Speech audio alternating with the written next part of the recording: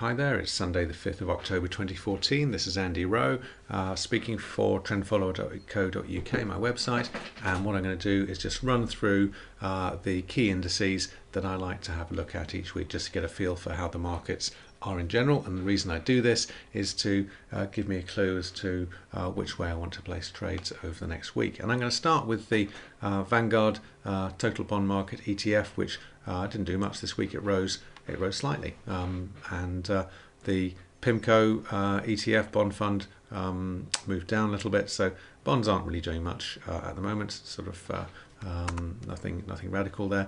The Dow Jones Industrial Average, so the American biggest stocks, dropped quite a lot this week, but came back up, but certainly haven't risen up to a new high.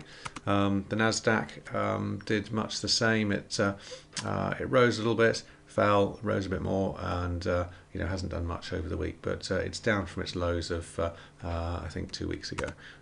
S&P 500 the same. It fell, rose, fell, so it's down a bit basically. Aussie funds haven't done brilliantly. Not much change over the week. A few bad weeks preceding that, but hasn't done much before that. Gold dropped quite a bit and has pretty much come down to the lows of the summer of 2013 and at the end of 2013. So has it hit the bottom? Well, who knows? Some people would argue that if it goes down much further, that it could go down a lot further, but it could be that it's finding some support here and may go up from here. Can't see the future. That's the thing. Gold has dropped a bit to come down through a line of support that I drew here, so not looking too good for oil.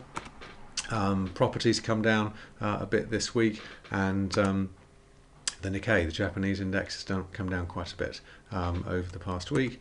FTSE 250 came down a bit, and at one point was making a new low. So a succession of lower highs, a succession of lower lows.